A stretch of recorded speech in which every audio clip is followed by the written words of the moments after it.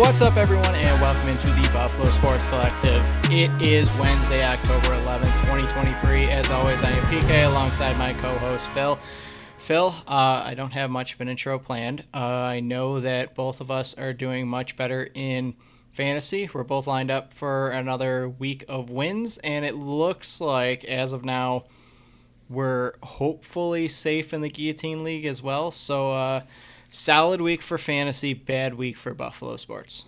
I mean, it had to happen at some point for both fantasy and Buffalo sports. You know, at some point they had to intertwine, and I don't think we can have one without the other. So it's either going to be good for the Bills, bad for us, or bad for the Bills, good for fantasy. So it might just be kind of the year we're looking at. If our fantasy teams do well, expect bad things from the Bills.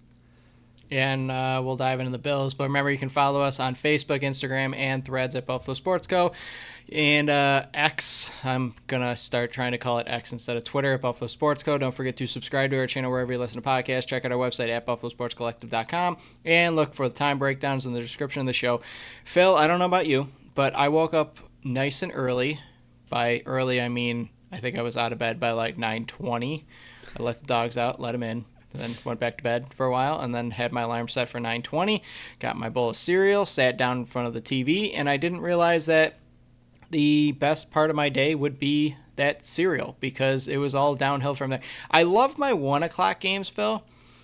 I'm indifferent about the 9:30 games, and they left a bad taste in my mouth because the Bills lost 25-20 versus the Jaguars, and it was both emotionally draining and just infuriating. Yeah, I butcher that word, but just the play on the field and everything else that happened with the field, the drama about leaving so late to get to England with the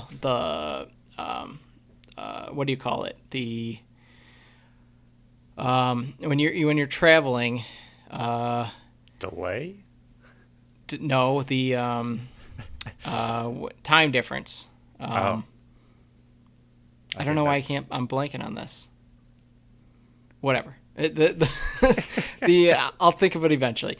The time difference and having to adjust there. There's a word for it, and I don't know why I'm blanking on it. But there was that whole conversation. There was the conversation about the turf field where it wasn't in good shape because there was divots where the turf was trying to meet each other, which I found out mid-game that they do have grass field, and I don't know why they weren't playing on that. But, Phil, take it away. What happened on Sunday morning that was good or bad? There wasn't much good for me. Yeah, I got up early and was ready for the game. Went to Tim Hortons beforehand just to grab some Timbits to have a little snack. And the first one I went to didn't have any sour cream Timbits, which I like quite a bit. So I went to a second one, and the second one I know is always busy, but at this time, obviously for the Bills game, I expected to be a little bit more busy, but the line for the drive-thru, you couldn't even pull into the parking lot of the Tim Hortons even if you didn't want to use the drive-thru. And then I saw somebody try to walk in the building, and they couldn't even walk in the door because the line was right there as well. And I was like, all right, well, we're just not going to do that. So I got a different assortment of Timbits, I guess. And then, so it started well for me as well. I was getting ready and sat down, enjoying some Timbits, and the Bills started the game on defense how they like to start the game, which is really slow, allow the other team to score a touchdown, and then usually shut it down from there. It seems to be their MO recently, and it started like that again, so I wasn't too worried. And then, similar to you, it all went downhill from there. Although, for a 9:30 game, I did have from 1 to 7 to fix an upstairs shower for me in the house, and I replaced some valve stems and the shower head stems, so that gave me a solid 6-hour window to fix it before bed. So I did enjoy that. That was nice. Had it finished at 4, I wouldn't have been able to do it. I wouldn't have been able to complete it one day. So I did have that as far as the 9:30 game. But as far as the game goes, really hard to watch, and for what this team is and what we know they can do, especially coming off literally Josh Allen had a perfect game in the last game, first one in a lot of years. I think it was 2008 maybe was Tom Brady's last perfect game. It was a long time. And so just knowing what this offense can do at any point in the game, I feel like because the defense was keeping them in it for so long, you just kind of kept hoping at some point it would click. And even if it was an ugly win, they'd still get the win. And as the game went on and got closer to the fourth quarter and they started making a little bit of a comeback, I didn't want them to lose, obviously, but I was at the point, just being upset about what I was watching, that they deserved to win at that point. I think I wanted them to win for the defense and what the defense was doing and what they were going through. But as far as the offense goes and the team goes, I didn't think they deserved to win as the fourth quarter kept kind of going on. And the more that they failed in the fourth quarter, I was like, all right, well, you don't deserve this win anyway. Maybe this loss will, give you a little bit of a reality check, because I don't understand how the offense can go from a perfect game shellacking of Miami, who's a better team than Jacksonville, and then come into this game and just put up what they did. The word was jet lag, Phil. All right. I was like, time difference, when you had that, I was like, all right, time difference is correct. I didn't know jet lag. Yep, that's a thing. That's a thing. I couldn't figure out for some reason. It was on the tip of my tongue, and I just couldn't figure out what it was, and it was going to drive me nuts. But yeah, you're looking at the offense, and some of the numbers actually look good. I mean, Allen threw for 359, 2 and 1. He was 4 for 14 and 1 on the ground, so his numbers look good. Diggs 8 for 121 and 1. Davis 6 for 101. But after that, it's just like all fluff. All those numbers are fluff to me, because the offense, there shouldn't be a single person out there that tells me that the reason they lost was because of the defense. The defense kept them in that game for how stinking long, Phil. It was unbelievable, and the offense just couldn't do anything. It was like, have you ever seen like Shaun of the Dead? Like the movie Shaun of the Dead? Great movie. Yeah. The offense looked like the zombies in Shaun of the Dead, where you could just run by them and not have to worry about them. That's what it looked like. The only one that actually had any passion out there was Diggs. I mean, they kept saying on the broadcast, he's always the only one who has the passion out there for some reason. They just kept saying that he was the only one like pumping up the defense and pumping up the offense and trying to get people going. And I'm not blaming the jet lag whatsoever. I'm not using that as an excuse. You and I both traveled to Italy.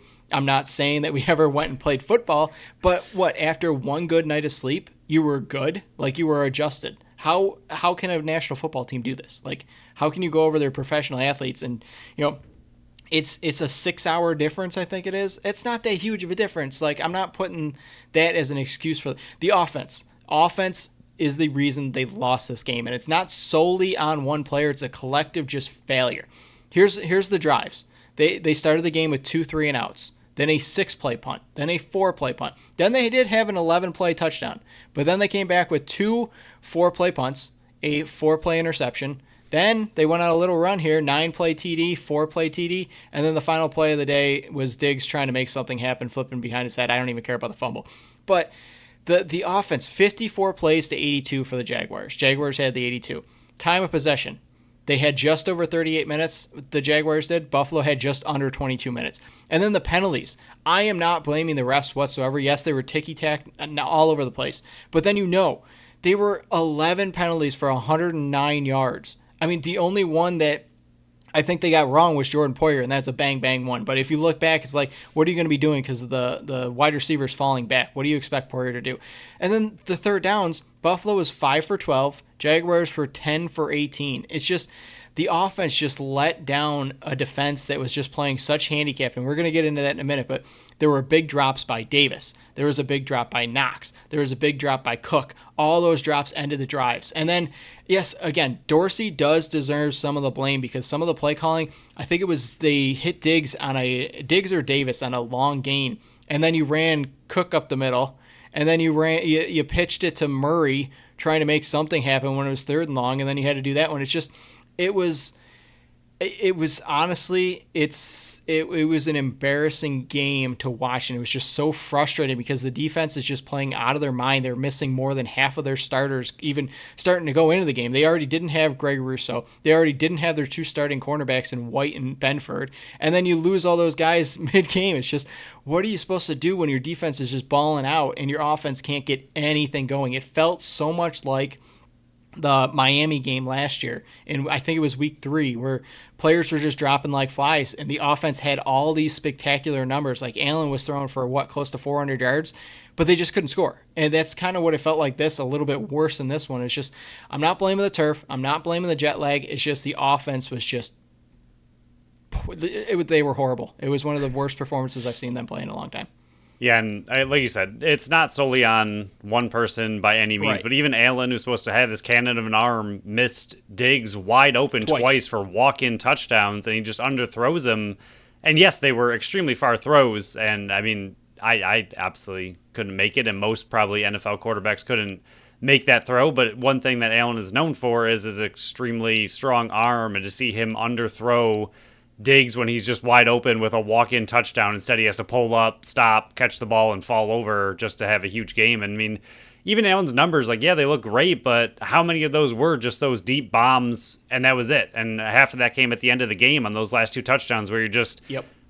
throwing up pretty much Hail Marys almost and just whipping things down the field. And the other team, all they don't want is a touchdown, so they're giving you 20, 30-yard plays underneath because they don't really care at that point. I mean, other than that, besides those, last couple touchdowns, you had 1 touchdown going into that before you started to finally turn it up. But again, the team's playing prevent defense at that point and probably allowing some softer plays to get through. So, I feel like the offensive numbers are fluffed up, like you said, quite a bit, even outside of Diggs and Davis. But as far as the offense goes, and again, this is what we saw for the Jets game, I don't get the head-hanging kind of attitude from the whole team outside of Diggs, especially when you look on the other side of the ball and look at what your defense is able to do, and watching the defense like pump up that home crowd in London, even though they weren't home, but it was still a ton of Bills fans, watching them get psyched about their sacks, about, everything that they were doing. And Phillips toward the end of the game trying to get the team and the crowd spiked,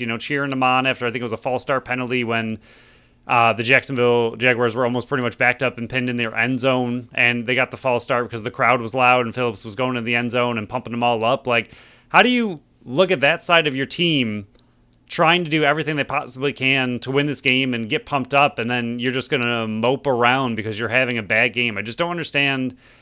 Like, the Allen leadership this year, to me, just seems like it's lacking. Like, I don't understand where his mentality has gone. He just sits on the bench by himself. He's not standing and watching unless it's, unless the game's going really well, like that Miami game where he's just dialed in and amazing. Then he's up on the bench cheering everybody on. But as soon as it has, a few bad series, a bad game, he's just head down, sitting on the bench, staring at his iPad all by himself, not firing anybody up, just kind of running on the field.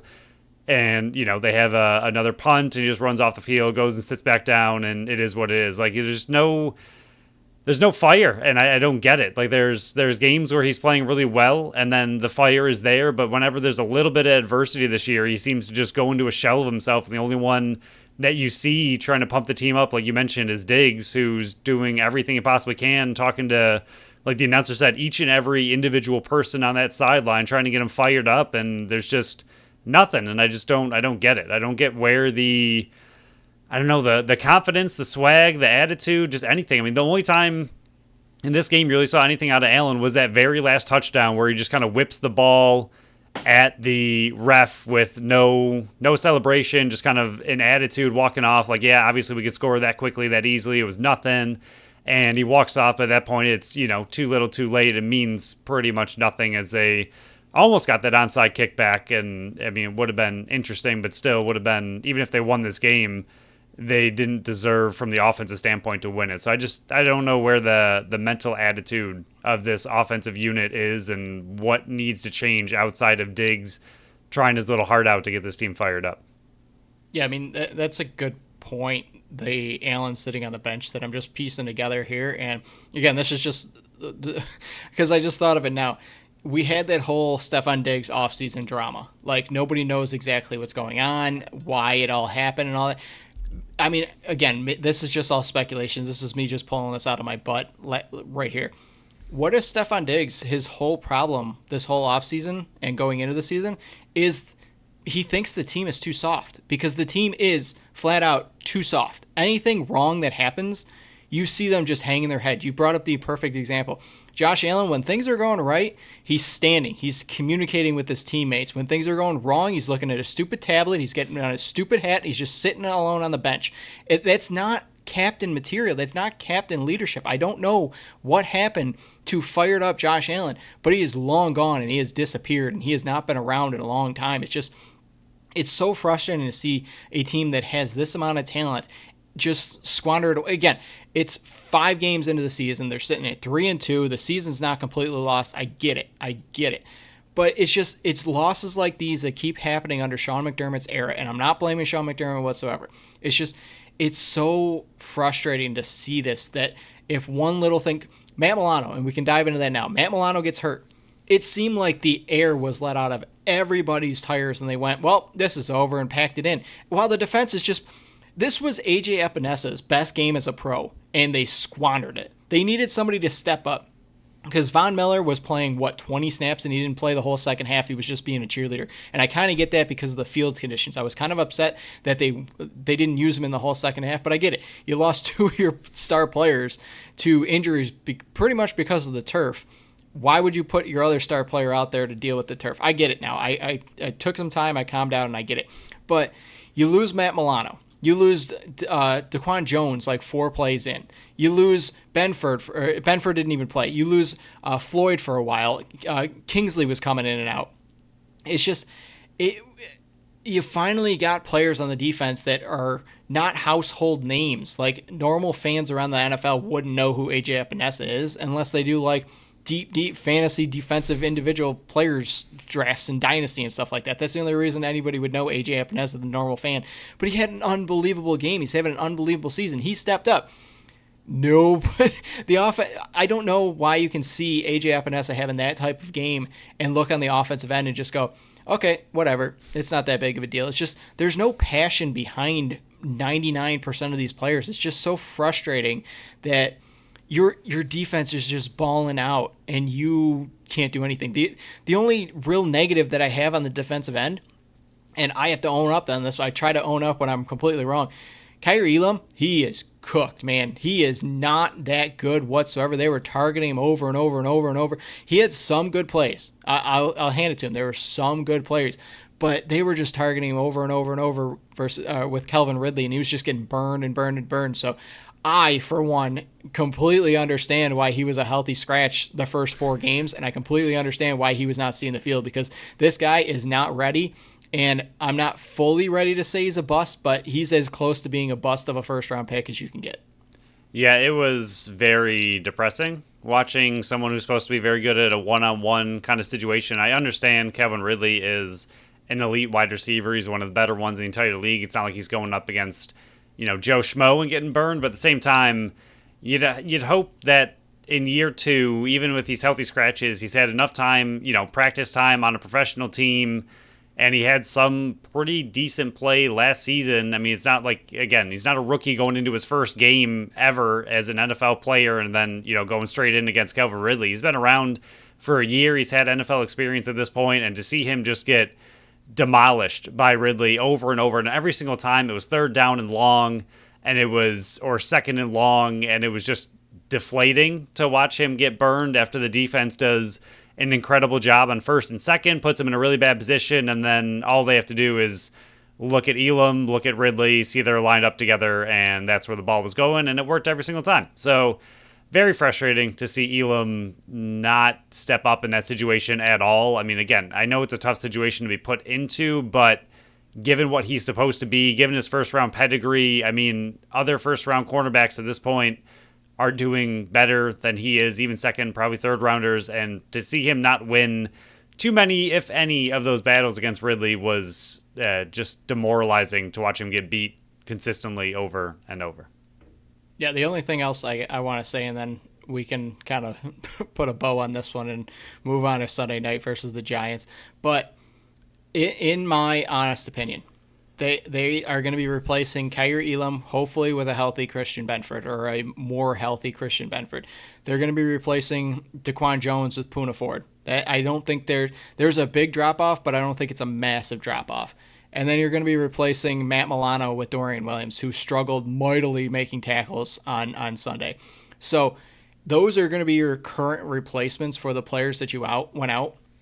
In my honest opinion right now, and I try to take my bias out of it. I try to take my emotion out of it. Just looking at this team, a team that lost Tre'Davious White the week before, and now likely Matt Milano and Daquan Jones for if not the whole season, the majority of the season. This team is not winning the Super Bowl. As constructed right now after week 5, this is not a Super Bowl winning team. Yes, Josh Allen and Stephon Diggs can make magic happen, but even Davis, he's having a decent season. I still don't think he's a number 2 in the league, but he's having a good season. Nobody else is stepping up. Kincaid's playing time is going down.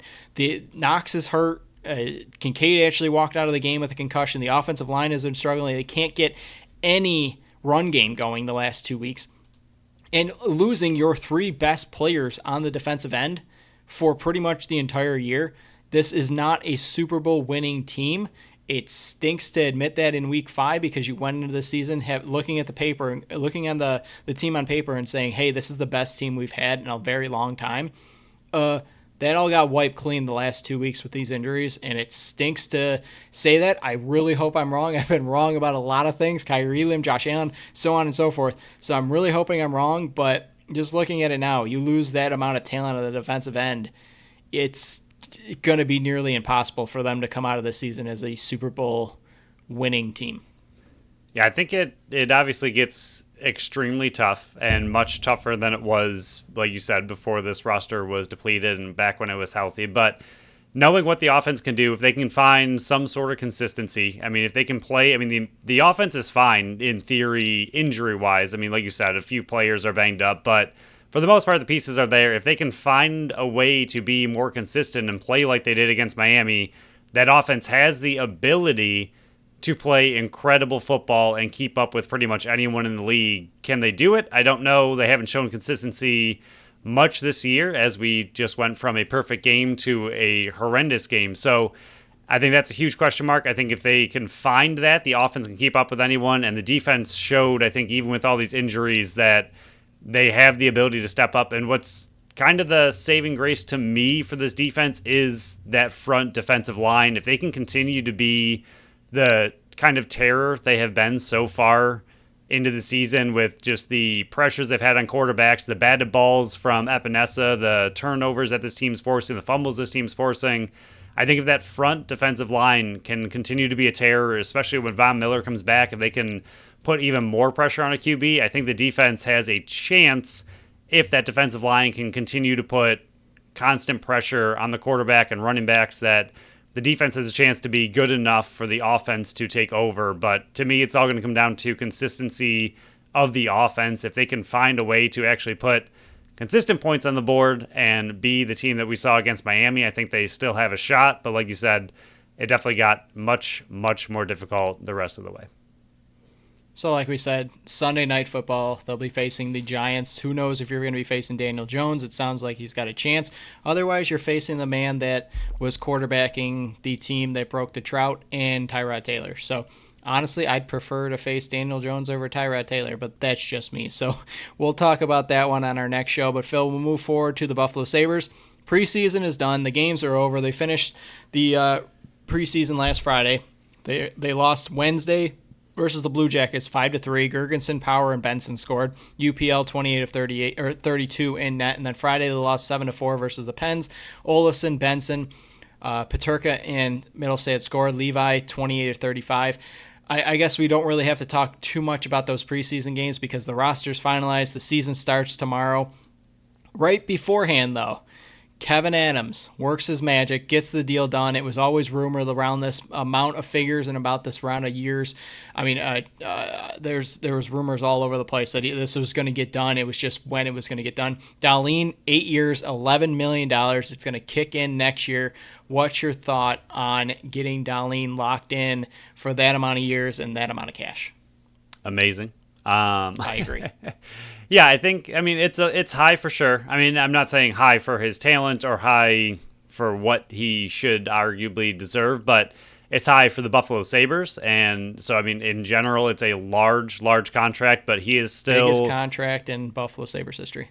There you go. That's what we mean by large. But he is still extremely young. He's still growing. He's one of the best defensemen in the entire league. He's a player that you absolutely need to lock down. And as inflation continues to hit sports, I think once again, this kind of deal will eventually look really, really good. And in general, right now, I don't think it looks bad. I mean, he's arguably your number one player on the team. If not, he's very close. So right now, if you can, tell me that the best player on the Sabres is locked down for $11 million a year, I think that's going really well for the Sabres. So with how many years it was is fine. I mean, he has shown no real injury history so far. He's still extremely young. He's going to be in the prime of his career for those 8 years. So no problem with the term length, no problem with the $11 million. Again, it's a little bit high, sure, but in general, for his talent and what I think he deserves to make and what people were kind of projecting him to make, I think that's still both Darlene friendly and team friendly, and absolutely love that they were able to get it done. Yeah, I'm staying true to the Tage Thompson and Dylan Cousins one. You lock up your young guys early-ish with this one. I think he signed a 3-year bridge deal for $6 million. So if you would have just signed him for the 8 years, and I know this was before Kevin Adams, the 8 years right out of his rookie deal, this number would have been a little bit lower, but I'm fine with it. I mean, I was probably hoping to be around 10 and a half, but in the grand scheme of things, you got him, your best player locked up for at least 9 more years, because this year he's still making $6 million. This contract kicks in next year, so 9 more years with Darlene. Tage Thompson and Dylan Cousins deal kicks in this year, so you got 8 more years of them. You're locking up your young pieces for much cheaper deals than they would be in their prime years. So I love it. I'm still sticking true to it. You got to lock up your you got to take some risks. And I don't think Darlene's a risk. I think Tage Thompson was probably a risk, and Dylan Cousins was a risk. Risky-ish before they kind of kicked it off. You were wondering if Cousins was going to be able to repeat. You were going to wonder if Tage was able to repeat. Tage took it to another level. Cousins even took it to a bigger level after he signed. I know it was midway through the season last year, but I love it.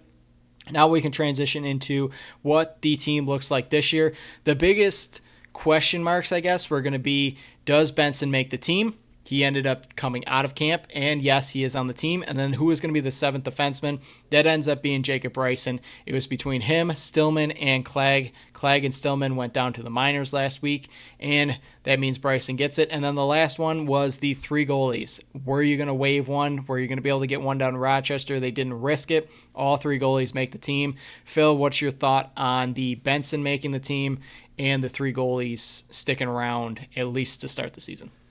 I love Benson making the team. I mean, he led the entire team in preseason hockey, and I think he showed everything that he can to at least get that 9-game tryout, especially with Savoy and Quinn possibly on injured reserve. I think they need a little bit of extra young forward talent, and I think if he looked overmatched in preseason, I think, and still made the team just based on, when he was drafted and all that, I think it would have looked a little bit more suspicious, but considering just how mature his game looked in preseason. Again, we talked about it last episode where he just doesn't look out of place. I mean, he's, making his first NHL appearance in these preseason games and playing with all of his NHL talented line mates as an 18-year-old just playing in the NHL for the first time. He looked very comfortable.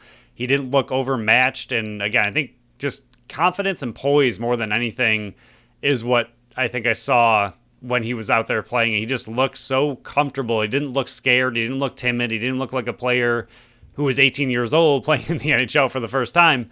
So I think making the team makes sense to me. I love the 9-game tryout. Go give it to him, see how he does. And if he does well enough, then I think there's no reason he can't stay on the team and continue to make an impact. But I mean, that's still, we'll see. We'll see where he ends up. But I think, again, given what we saw in preseason, looked really good. The 3 goalies stand out as something that we didn't love last year. And here we are again with 3 goalies. And I hope somebody at some point gets traded. I don't know what it's really going to look like. I think you're kind of wasting a roster spot. I understand that if one gets sent down to the minors, he's probably gone for free. So, again, I hope sooner than later, at least for now, while they're healthy, it's good enough to have those three guys out there, and you don't really need that extra spot. But at some point, if they start going through some injury woes, it'd be interesting to see if any of those goalies are traded away and what their actual thoughts about the three are, which I don't think we really know other than Levi being the 1A.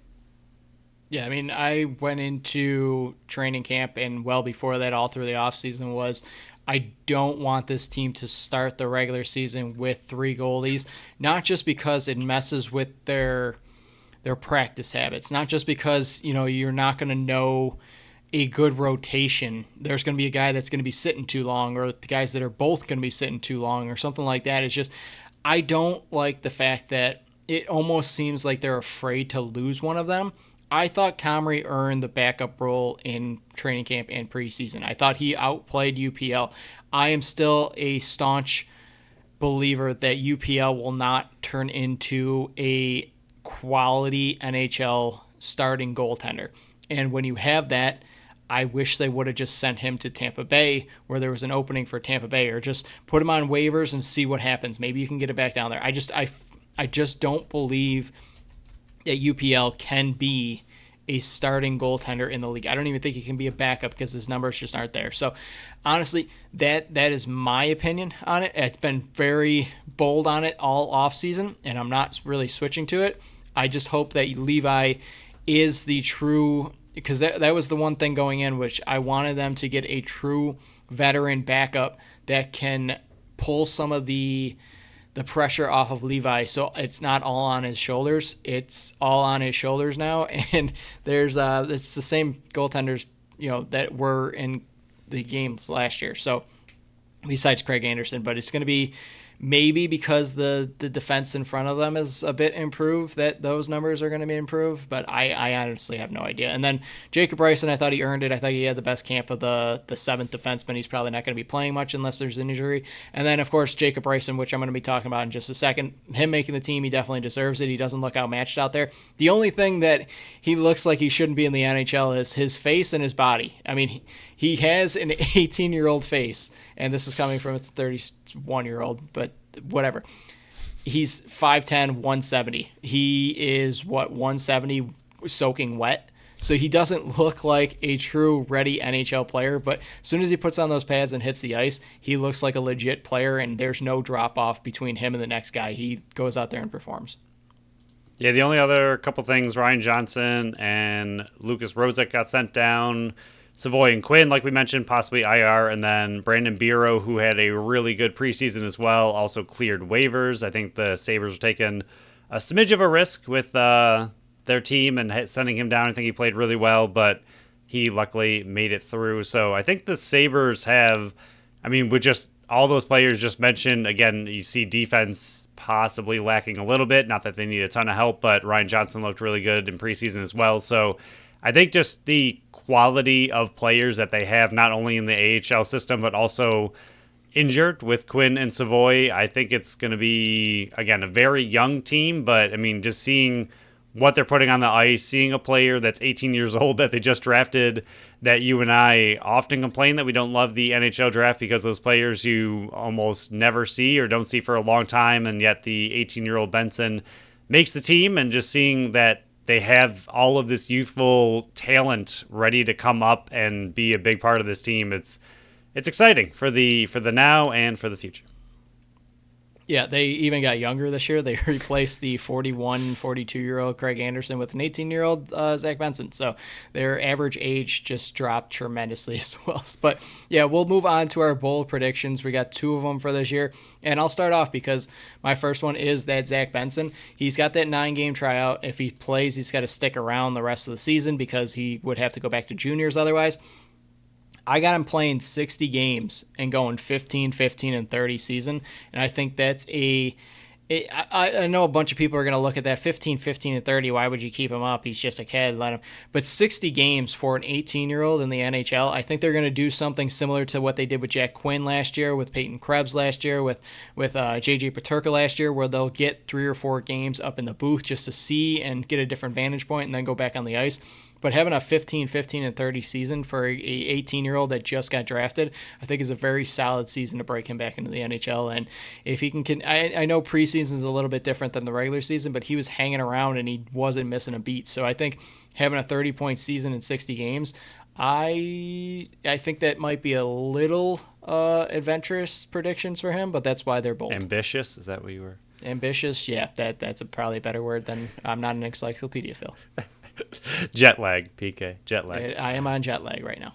Yeah, and with Benson, I mean, that's another unfortunate thing with him due to his age, which we've mentioned a lot of times now, is that if he does not make the NHL team, he goes to juniors, and what is he really going to do there? I mean, I think he's proven everything he needs to, and especially with preseason, like we've mentioned a lot on this episode, he looks like he belongs in the NHL. So for some reason, for this 9-game tryout, if he really just falls flat on his face in the regular season when things are, amped up a little bit more and he just simply looks outmatched, then I don't know. I feel like the Sabres are in a tough spot with him, because if you send him back to juniors, what does that really do for his development? I mean, yes, he can go back there and fine-tune some things, but what is the point of just kind of steamrolling competition when you arguably could be in the NHL? So even if he looks not great for the first 9 games, I think the Sabres will still have a very tough call for his development, because I don't know. I mean, again, you don't want to rush him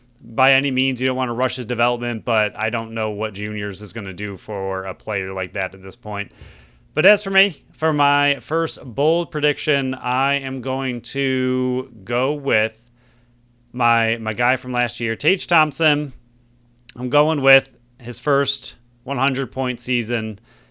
He has not quite gotten there. I know that having a 100-point season is really good. And, 3 years ago, I'm staring at it right now, in 38 games, he was looking at a whopping 14 points. And then 2 years ago, skyrocketed to 68. And last year, once again, skyrocketed to 94. So the jumps he is making are ridiculous and very unsustainable. But last year he had 47 goals, 47 assists, 94 points for a +4 ± as well in just 78 games. He played 78 games the year before, so we'll assume he plays about 78 games again. I just think with how good he is at scoring and getting assists, he's not, clearly 47, 47, even the year before, 38 and 30. He's not really a goal scorer only or an assist man only. He's not heavily weighted in one category or the other. So with him being a complete player on one of the best offenses in the league, which seems insane to say if I'm being honest, but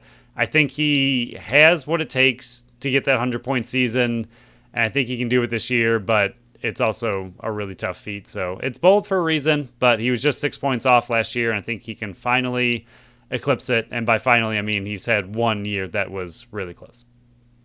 My second bold prediction is JJ Peterka will have a 30-goal season. We had how many of them last year, Phil? Let me count. 1, 2, 3, 4 30-goal seasons, and then Victor Olofsson was sitting at 28. So I think that JJ Peterka is going to join that. I would have had Jack Quinn before his injury. JJ Peterka last year, 77 games, 12 goals. So I have him more than doubling his goal total just because of the offseason he had at the World Championships. He was the MVP of that one as well. He looks primed and ready to just be fully unleashed, and having another year on the line with Dylan Cousins, building that connection. Cousins is a great facilitator and a great goal scorer. He's going to get that shooting percentage up a bit from the 9.6 he was at last year. He's figuring out the NHL game a bit more. I think he's going to be up into the 12, 13, 14%, and with that, more goals are going to be flying. He was very, very unlucky. There were some streaks last year where I just don't know how the puck wasn't going in for him. And then there were times where he would just go on the goals droughts, and that's expected in a rookie season. I think he's going to take that sophomore jump, and a 30-goal season for me doesn't seem too far-fetched, but it is a bold prediction, so we'll see what transpires out of that. But Phil, what is your second bold prediction for this team? Second bold prediction is that they make playoffs. That is, we're just going to keep it nice, tidy, simple. They were very close last year. I know I've looked through enough articles and experts, and it seems like a lot of people, due to the Atlantic Division being just filthy, have the Sabres still on the outside looking in for playoffs this year. Again, probably going to be one of those close teams, but a lot of people don't have them making it. Some have them making it but squeaking in. So very similar to last year where they just missed it. But I think if this team, I mean, the defense should be a little bit improved. The offense, I can't really see them improving too much from what they did already. But if they can just kind of repeat what they did last year, even with a little bit of improvements, like you said, players like Paterka, rookie season last year, Quinn, rookie season, some of these other guys like Benson, if he can make any kind of impact, not in a mean way, but if he can just make even a 15-15 season, like you mentioned earlier for your bold prediction, I think that, those kind of depth players stepping up in those situations. And then Devin Levi, if he can just give them any kind of consistency between the pipes, which is what they were missing last year, especially what we saw from him down the stretch there in those really big games. If he can give them any kind of just reliability between the pipes, I think the Sabres can finally make that push and make playoffs for the first time in a long time. But it's still going to be very tough. The Atlantic Division is, again, it's unfortunate to be a part of it. I guess we'll just put it that way. But, I mean, the team has the makings. They're there. I think they can do it, but it's still going to be real tough. So on our next show, we'll have some real games for the Buffalo Sabres that actually count for the first time since last April. So I'm very excited for this season. At least you can say last April and not last February, March. Very true. Very true. I mean, they start 1, 2, 3, 4, 5. 5 of the first 6 games are at home. So start off hot because this is you got some teams to leapfrog this year to make the playoffs. So, Phil, we'll move on to Fantasy Blitz. We did it. That is why you're seeing the video and my hat is upright. Both of our players were inside the top 12. Jaleel McLaughlin, who I had, was ranked 37th overall. He finished number 7. And Phil, you had Breece Hall, who was ranked number 30th, finished number 3. So for week 6, can we get back-to-back weeks? Who is your Fantasy Blitz player for week 6 of the fantasy football season? My Fantasy Blitz player for week 6. Also, congratulations to both of us. And I have both of those players in separate leagues, so ended up working out great for me and might have saved my guillotine season, but we'll see. Fantasy Blitz this week, I have Jordan Addison. He is currently ranked 26th, going up against the horrible Chicago Bears defense, and possibly without Justin Jefferson, who went down with a hamstring injury in the fourth quarter, so we'll see if he can play, but even if he can play, I don't think he'll likely be at 100%. Last game, even when Jefferson was around for most of it, Addison finished 6 of 9, 64 yards and a touchdown for 15.4 half PPR points. So if Jefferson is injured at all against this terrible Bears defense, I expect Addison to have a big game, and I think he can get back up into that top 12, top 10, possibly for the first time in his career. I do love that one. I was thinking about him. I did see him, and then I completely forgot that Justin Jefferson got hurt with his hammy. I don't expect him to play this coming up week, so that is a great pick for me. This is my first quarterback of the year. I'm going the man that ruined my 6-leg parlay that would have won me some decent money Saturday night, or Sunday night, Phil. He was the only one that didn't hit. I had him throwing for over 225 passing yards. He didn't do it, but he's currently ranked 22. That is Dak Prescott. He's been very, very bad so far. He's got 6 touchdown passes with 4 interceptions. He's got 2 games under 200 yards passing. He's got 3 games under 63% completion percentage. He's got 2 games with more than 1 rushing attempt. But he is facing I almost called them San Diego Chargers. They haven't been there in a while. Los Angeles Chargers this week, coming off the bye. They're giving up 26 points per game. Cowboys need a win to get back in the race with Philly for the NFC East. I think this is a bounce back week with more buys kicking off, which we got to remember because there are bye weeks now. I think he can sneak into the top 10 of quarterbacks this week versus the Chargers because they're going to have to keep up. He's going against his former OC and Kellen Moore. I'm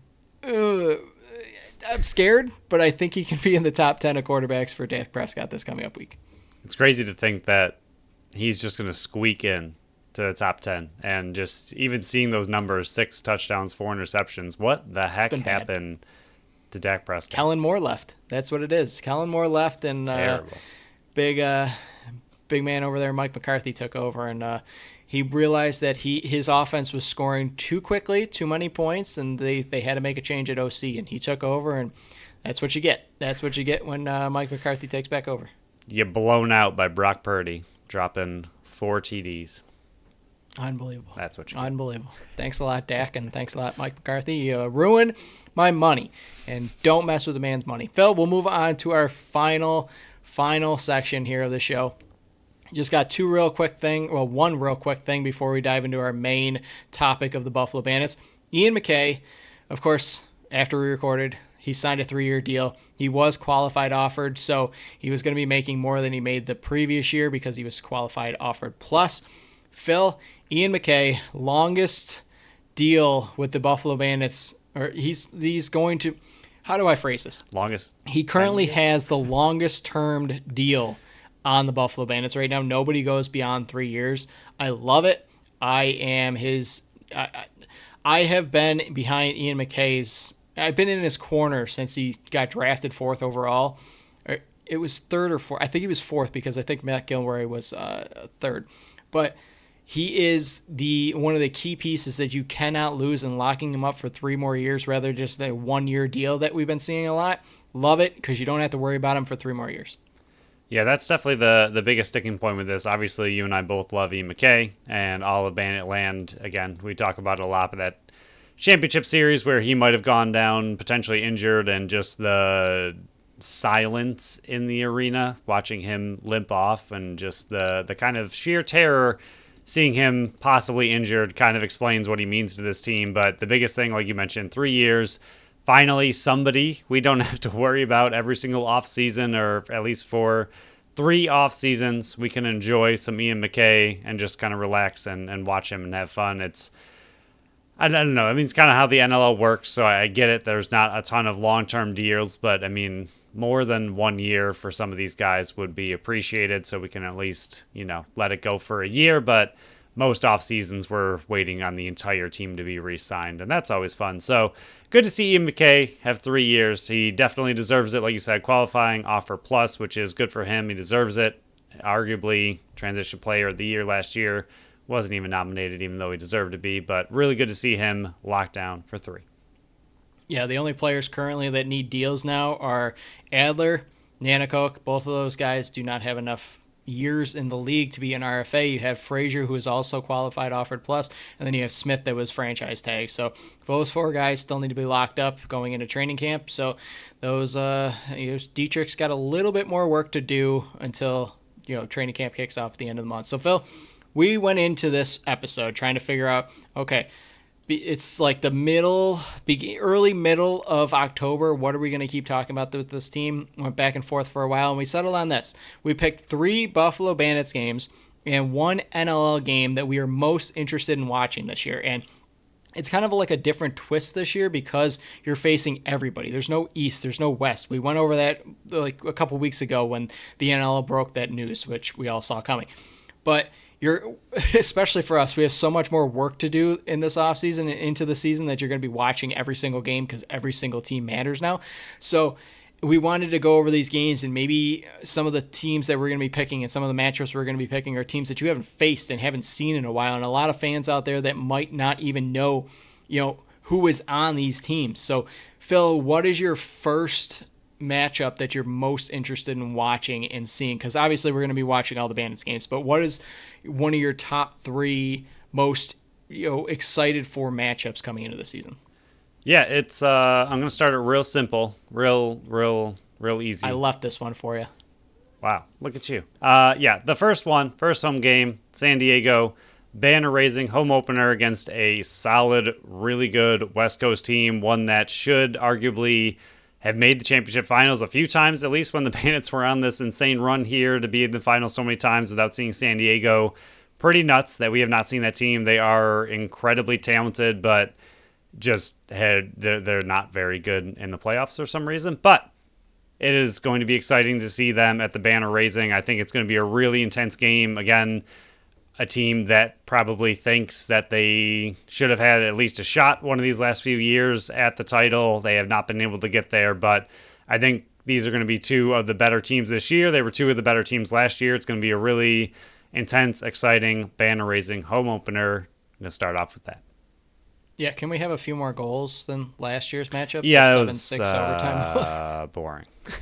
It was just because I remember you had I think that was St. Patrick's Day, right? Or was that, yeah. I think so, because it was a late game. Yep. Yeah, because we were still watching I stayed it. at your house. We ordered pizza, and we were watching the game and just going, where did all the goals go? Did they leave them in Buffalo? I mean, what happened? And then they ended up winning. I think it was Steve Friel that won it in overtime. But yeah, that's going to be a special night. That one being in person for is going to be really nice. The banner's going to go up right in front of me, so I'm probably going to get some screen time, so I'll be waving to everybody. But for me, they faced this team twice this year, so you can kind of narrow it down which matchup's going to be mine. Mine is not the first matchup, it's the second one. Buffalo is heading to Colorado April 5th, 9 p.m. game. It's a pretty obvious one to pick from, but it's their third of 3 straight road games. It's another rematch of the final, second time facing them that season. That late into the season, though, with only 2 more weeks to follow that one, this could be a matchup where they're jockeying for first place. They could be jockeying for second, third, fourth. They're jockeying for playoff seeding at this point in the season. Dylan Ward, Zed Williams, Ryan Lee, McLaughlin's back. All those guys, they re-upped for 3 years. Not Zed Williams, he locked up for 3 years, and Lee, it was McLaughlin and Ward locked up for 3 years. Capito could be coming back. Downing just came over. Jeffrey is another year in the system. And, of course, the captain, Robert Hope, signs back for 2 more years. So this is a rivalry that's been going on for years and years and years. Back-to-back times you've seen them in the finals. Colorado had the best of them 2 years ago. Buffalo got the best of them this year. They're facing each other at least twice in the regular season. And again, because of the format now, where it's the top 8 teams make it regardless because there's no divisions and there's no conferences, facing Colorado twice and this one the third in 3 straight road games, the team's going to be jet lagged a bit if you want to use that excuse already. But I'm very excited to see that one on a Friday night, 9 p.m. Yeah, that's going to be, like you said, I mean, we're starting off pretty obvious so far, but that's going to be, these 2 teams do not like each other, turns out. Yeah, no, not at all.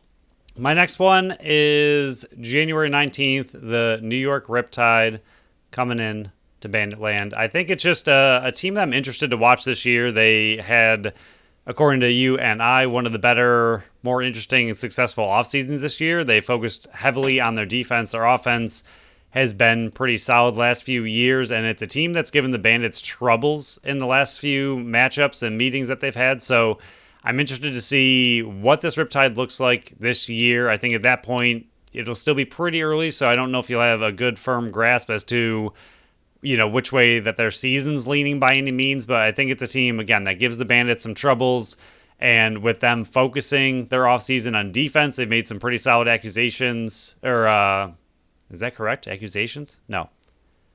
Acquisitions? No, oh my gosh, those are close words. I'll say accusations. That's not it. They are accusing the entire league of not putting them higher up in the power rankings, so they're going to be in Buffalo, and again, watching Jeff Teat, always a good time, but I think it's just going to be an interesting team this year. I know it's a team that you have as a bit of a sleeper like you did last year. You're trying once again to wrap them into a sleeper team, so just excited to see a battle of New York and really see what that team might look like this year. Yeah, I do like that one. I did have them making playoffs last year, but we can ignore that. We're looking towards the future. I'm definitely excited. Anytime you're facing Jeff Teat and anytime Jeff Teat's on TV, it's going to be must-see TV, so I'm very interested to watch that one as well. My second one happening March 1st, 10 p.m. on the road. I guess I kind of was targeting more of the road games because I'm already going to be in person for the home games, even though I'm going to be watching all these games regardless. So my first 2 was just like, hey, these ones are going to be the road ones, but I'm more interested to see this one because the team they're going to be facing, which is in Vancouver. They completely revamped team. Kurt Malowski, he's the new coach out there. He comes over from Calgary. He brings a lot of players with him. Bowering and Charlambides are pretty much the only main returners coming in. New faces like Beers, Crowley, Dilks, Lintz, Subak. All those guys are coming in. They added first rounders in Owen Grant, Braden Lady, Connor O'Toole. So the team has a good mix of not just young pieces that they're going to be building around, but they also brought in a ton of vets, like a Kevin Crowley who comes over from San Diego, that are going to be able to not just show the young guys how to build and win, but also they're looking to win now with the pieces they brought in. So this could be a kind of a sneaky under the radar team of, I mean, Malowski knows how to get the best out of his players. It's just will he get the goaltending that he needs to back it up? Are they going to go with the rookie, or are they going to go with one of the vets like Bolt? So it's going to be that's a team by March 1st. You're going to be able to know, are they more like a locked in team that are looking for the playoffs, or are they going more trying to use this year as a rebuilding year, and then the following year they're going to take that next step. Yeah, I like it. And spoilers, I do have them a little bit later in my picks as well. I like it. I went home again, and this one is completely selfish, pretty much to me, and I guess kind of Buffalo, but that is April 13, Calgary Roughnecks. Pretty similar to my first pick, another former West Coast team that is a powerhouse, former finals rematch in 2019. Love to see Calgary at home, but that is kind of the main reason I picked them. I like Christian Del Bianco quite a bit. I like Zach Currier quite a bit. It's going to be harder to cheer for those guys now that it's one unified league, because I can't say, well, they're out west, so they don't mean anything to the Bandits, so I can kind of cheer for them separately. Not that I would cheer really for Calgary, but I like watching those players play and getting a chance to watch them in person. I think it'll be really exciting. And again, 2019 finals rematch. I think it'll be fun to see some of these former West Coast teams play in Buffalo. Calgary, very excited to see them play, but it's weird. And I know you and I talked about it a little bit. It's going to be very weird for a year or two having these West Coast mentally teams, these teams that we just, have remembered as West Coast teams being part of this one unified league, and teams that we actually have to pay attention to and worry about season long versus just possibly playoffs. Yeah, my final Bandits game that I'm most interested in seeing is a more early game into the season. I believe it's their third game of the season. Another Friday game, December 29th, 7:30 at home versus Georgia. It's their second of 3 straight home games to start the season. I know they're on the road in Albany to start, but then next 3 games are home. I think it's going to be a good early test to kind of see which Georgia you're going to get. Are they going to get the early season of Georgia last year, or are they going to get the one that won, 8 of 9 games to end the season? They brought back TJ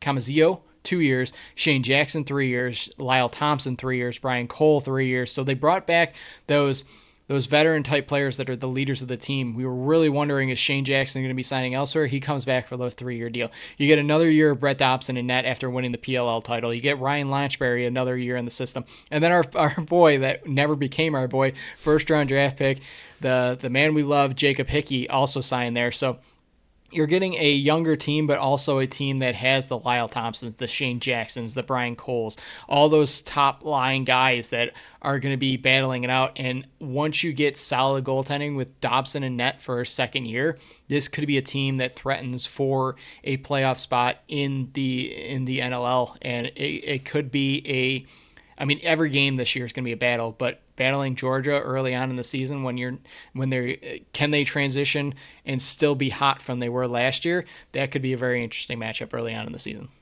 I have a few things about that one. First off, it's Camizio. Thank you. Second, 3-year contracts. Buffalo, take note of that, and maybe try to do it a little bit more often for us, because we would appreciate it. And a opinion question: do you dislike Friday NLL games more, or do you dislike primetime NFL games?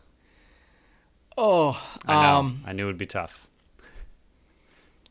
Since I go to the games, I dislike the Friday games. And I understand, don't harp on me. I get why they have to have some Friday games and some Saturday games. It's whenever the arena's available all over the NLL. I get that. They stink because you're not getting the same atmosphere that you do on a Saturday night game. The people that come to the games, some of them work Friday late into the evening where you can't show up to this game. Just seems like Saturday games are more filled, and the environment and the atmosphere is a lot more ruckus on Saturday nights than Fridays. So I hate Fridays more than I do primetime games, and that's saying a lot because I hate NFL primetime games. All right, just wanted to throw that tricky question at you. My outside of the Buffalo Bandits game to watch this year is because I love former teams, former players, former coaches going back to play against their former team. And similar to what you already had mentioned with Vancouver, it is going to be Kurt Mawalski, Calgary at Vancouver. Kind of a bummer that he doesn't get to go back, that game's not in Calgary. I think it would have been a little bit more interesting, but at Vancouver, Calgary, without its longtime head coach, going up against his new team, I think in Vancouver, just going to be a fun game, revenge game possibly for kind of both teams. Mawalski trying to prove that, he can do a good job with this new team. Calgary trying to prove they don't need him. And I don't think there was any real ill will between any of those teams. So I don't think it's going to be too insanely heated or anything. But still, anytime you lose a longtime coach like this, you want to prove one side or the other. So I think that's just going to be a very exciting, intense kind of game for those two teams. I went Saturday, March 9th, 5 p.m., Colorado in Toronto. It's a matchup nobody has been able to see yet, but it's everything that we want to see. Buffalo has been able to stop us seeing this battle for the last 2 years. Stop you specifically. They didn't face each other last year. These are two of the top teams in the whole league that are going to be battling it out in a Week 15 matchup. You're going to be seeing these top two highly powered offenses and highly powered defenses and these studs in net between Dylan Ward and Nick Rose. I'm very interested to see this matchup and see it play out before us, because this is a matchup we haven't been able to see yet, thanks to the Buffalo Bandits. But it's gonna be a battle, and the more and more I'm looking at all these matchups, the more and more I'm actually loving this breakdown of all 15 teams in one league playing each other, because you're going to see all this rivalry between everybody, and I absolutely love it. Yeah, I just don't think I'm ready for the full season grind of. Yeah, I mean, I know, I know we keep saying this, like the West Coast teams don't matter as much because obviously they're not head to head. But at the same time, especially with the way the league has been the last few years, and the Bandits trying to get, if they're going to make the championship, you want that number one overall seed. So for teams like the Bandits, the Torontos, the San Diegos, the Colorados, even though Colorado had a rough in-season year last year, I mean, those teams that are trying to fight for that number one overall spot pretty much year in and year out, I think they're used to the year-long grind because they're going after that top spot. So every single loss, like we said, all of last year and all the year before were, 4 losses, 5 losses, and your season similar to kind of college football where you get that one loss and your season's over. Similar to this, you get 4 or 5 losses and you're looking pretty rough. Even in the NFL, same thing. You get a couple losses and you're starting to panic a little bit. So I think the top teams in the entire league the last few years are going to be used to this kind of year-long grind fighting for those playoff seeds. But these other teams that are trying to sneak in through the wild card and really battling it out within the division, I think those teams are going to, I don't want to say be in a rude surprise, but I think it's going to be interesting to see those teams have to, really fight it out every single game to, go against everybody trying to make playoffs all at the same time. Whereas these top teams that are used to the season-long grind, trying to get that number one overall seed, to get that home field advantage, to win the championship like the Buffalo Bandits did, I think they're going to be a little bit more used to the full season, every single game matters, compared to some of these teams that are kind of in the middle fighting their own division to make playoffs. So that is 8 matchups that we're most excited for. 6 of them for Buffalo Bandits, 2 of them for the NLL in general. So Phil, we'll close this out. Is there anything else you would like to add to this episode before I can start watching the Manning cast and hope and pray that my team actually pulls this one out? Same here. And I don't know. I'm at a loss for the Bills. We got the Sabres coming up, which is exciting. Bandits are still too far away. They're coming up quick, for sure, but farther away than we would like. But yay, Sabres season starts. That's exciting. We'll focus on that for now. I'm going to be on Talking Buffalo live after the season opener for the Buffalo Sabres, so if you have any interest in hearing what this idiot has to say, tune in there. It'll be a late live edition, but I believe he's going to put that out, and it's going to be recorded and out there. So if you're not going to stay up for after the game, you can watch it the following day on Friday and hear what I had to say. But on our next show, we'll talk more Buffalo Bandits. We'll talk Buffalo Sabres kicking off the season, Week 7 of fantasy football, which is unbelievable. It's already going to be Week 7 next week, and Buffalo taking on the Giants Sunday Night Football. Another late night for me, and then I got to go to work on Monday. But let's fingers crossed they can get back to 4-2. So thank you all for listening to another episode of the Buffalo Sports Collective. Follow us on Facebook, Instagram, and Threads at Buffalo Sports Collective, and at Twitter at Buffalo Sports Co. Visit our website at buffalosportscollective.com. Subscribe to our channel wherever you listen to podcasts, and make sure you leave us a review on Apple and Spotify. Until next time, bye-bye.